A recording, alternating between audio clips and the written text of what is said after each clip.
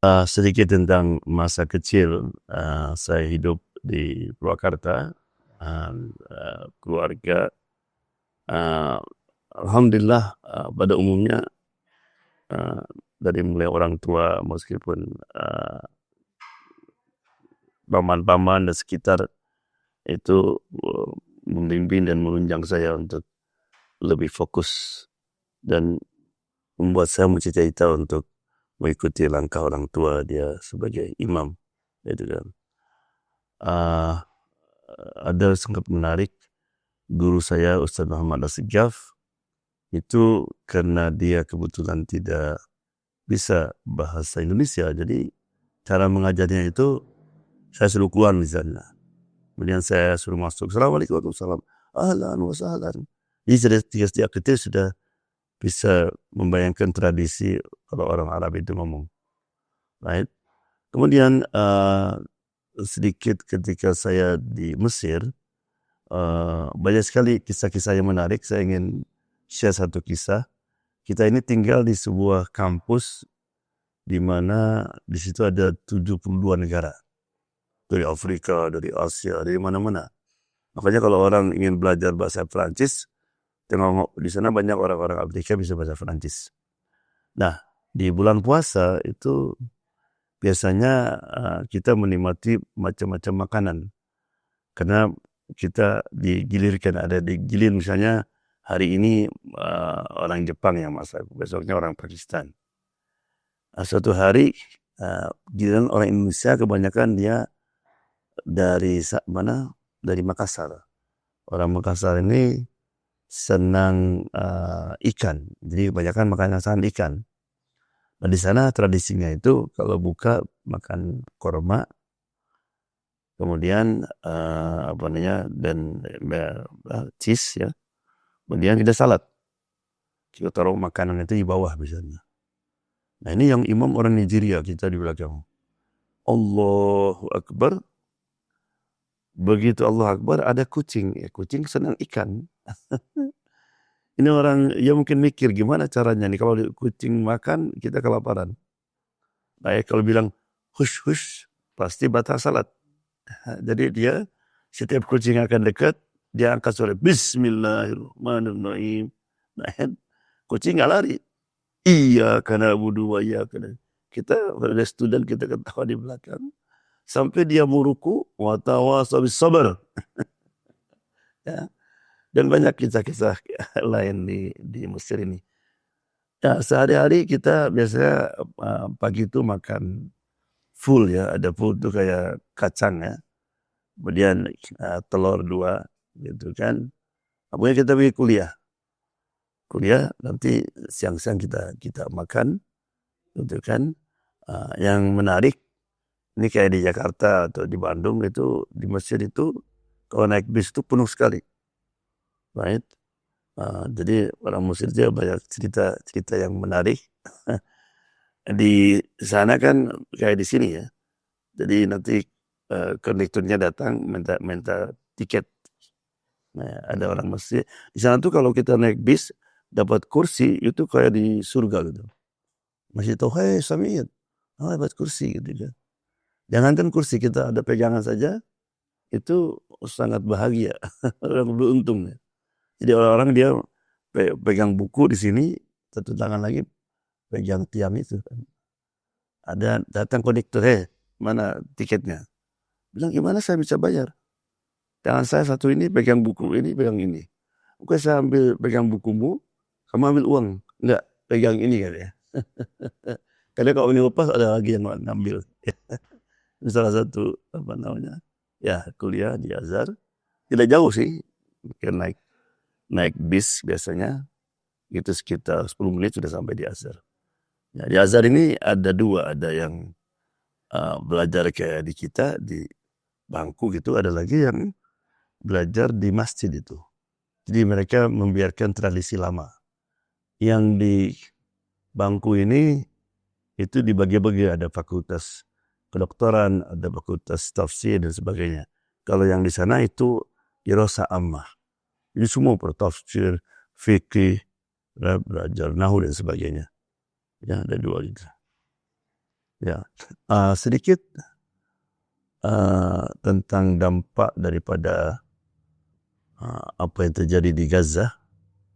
Saya nggak mau sebutkan perang, kalau perang itu ada seimbang ya. Ini namanya genosida. Ya. Jadi sering sekarang ini merupakan fenomena ketika perang terjadi itu ada orang datang ke masjid dan dia bilang, I want to become Muslim. Saya ingin masuk Islam. Saya tanya, do you know the pillars of Islam? Kamu tahu rukun-rukun Islam? Nggak tahu. Kamu pernah baca Quran? Nggak pernah. Do you have any information about Islam? Kamu tahu? Nggak pernah. Nggak tahu apa-apa. Terus gimana masuk Islam? Dia bilang, because of Gaza. Right? Kena apa yang terjadi di Gaza. Saya ingin memiliki apa yang mereka miliki. Saya ini tiap hari selalu komplain, mengeluh. Mengeluh tentang udara, tentang trafik, tentang keluarga. Ini orang Gaza, mereka kehilangan keluarganya, kehilangan rumahnya. Mereka mesti pindah ke beberapa tempat, tapi yang keluar dari mulutnya adalah Alhamdulillah, thank God. Right? Atau hasbunallah ni'mal wakil. Jadi bagi orang mereka, what is it? Right? Jadi orang Gaza ini telah berhasil berdakwah memasukkan ratusan ribu orang. Demikian juga orang Gaza ini telah membuat banyak orang-orang Muslim yang dulu tidak praktis, mereka jadi praktis. Right? Itulah fenomena yang ada di Amerika Serikat. Demikian juga public opinion orang Amerika yang dulu itu sekitar 90% mereka mensupport, mendukung Israel, sekarang sudah mulai berubah. Alhamdulillah. Ya, apa alasan Allah SWT menjaga dan memberikan kemenangan sekarang? Karena menurut para jenderal di Israel, yang menang sekarang ini dengan kijang senjata adalah Hamas atau orang-orang Gaza. Karena 3 tujuan daripada Perdana Menteri Israel, Netanyahu, tidak berhasil. Membebaskan para sandera, tidak berhasil. Mikis habis Hamas, tidak berhasil. Menguasai Gaza atau mengusir orang Gaza, tidak berhasil. Berarti mereka menang. Right? Ada 2 alasan. Yang pertama, karena ahlu Gaza, ahlu Quran. Orang Gaza itu adalah ahlu Quran. Tidak ada rumah kecuali ada yang hafid. Pokoknya dia punya hafid. Ya, orang-orang Gaza itu mentadabburi, memahami Al-Quran. Sehingga ketika mereka menghadapi ujian yang demikian dahsyat, mereka melihat bacaan di dalam Al-Quran bahwa ini bukan pertama kali. Al-Quran katakan Ashabul Ukhdud misalnya. Ghazwatul Ahzab ketika Nabi juga dikepung dan sebagainya. Dan mereka tahu. Ya, zaman dulu aja dalam Al-Quran mengatakan wa zulzilu hatta yaqul rasuladzina amanu ma'hu mata nasrullah. Kita juga kadang bingung bertanya di mana Allah Subhanahu wa taala. Right? Jadi karena the power Quran itulah mereka bisa bertahan dan punya husnudzon, baik sangka kepada Allah Subhanahu wa taala. Right? Kemudian juga dengan diperpanjang itu juga Allah ingin mengekspos orang-orang yang hipokrit, yang munafikin. Bayangkan coba, 50 negara Islam tidak bisa membantu Gaza. Karena para pemimpinnya semuanya adalah hipokrit, munafik. Yang kedua, ahlu Gaza adalah ahlul fajar. The people of subuh. Jadi saya ketemu dengan orang-orang Gaza di Mekah sebelum terjadinya Oktober 7. Mereka mengatakan bahwa jumlah orang yang ke masjid di waktu subuh seperti jumlah di kita kalau Jumat. Bayangkan juga. Masjid full. Dan Nabi bersabda, man sholal fajar fi jamaah fahuwa fi dhimmatillah. Barang siapa orang yang salat fajar berjamaah, dia under Allah protection. Akan dijaga oleh Allah Subhanahu wa taala. Right? Ahlul Quran, ahlullah. Ahlul fajar fi hifdzillah, dalam penjagaan Allah Subhanahu wa taala. Jadi mari kita dedikan diri kita untuk menjadi ahli Quran dan ahli fajar insyaallah. Ya, favorit buku saya ketika di Mesir itu karangan Syekh Sa'rawi. Syekh Sa'rawi ini hampir tiap buku dia tuh kayak kalau kita dikacang orang pada, karena dia bisa menafsirkan Quran dengan bahasa yang bisa dimengerti oleh semua level tingkatan, right?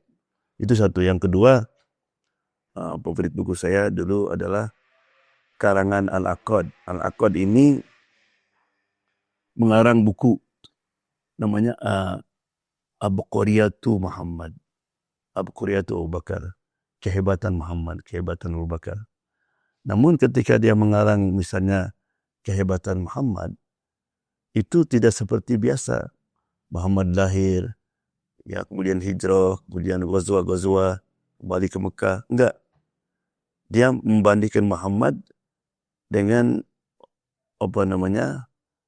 orang-orang hebat di dunia.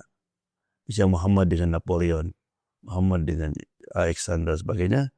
Dia banding sehingga orang that's the difference. Demikian juga dia cara ngarangnya bisa Muhammad as a father, Muhammad sebagai seorang ayah, sebagai seorang suami, sebagai seorang guru. Ya. Saya kira saya anjurkan untuk baca itu karena orang itu lebih memahami sesuatu itu dengan melihat lawannya. Favorit makanan banyak. Kalau di Mesir ya namanya kusyari. Ya. Jadi kusyari itu nasi, ada bawang itu, lagi kacang kecil-kecil. Jadi itu favorit banyak orang Indonesia karena orang Mesir kan kebanyakan makan makan roti. Right? Yang kedua kabab, ya kabab di Mesir ini, masya Allah enak sekali. Sampai ya tiap pagi kesenangannya makan full mudamas. Right? Kalau di Indonesia ya kupat tahu. Pagi-pagi. Oke.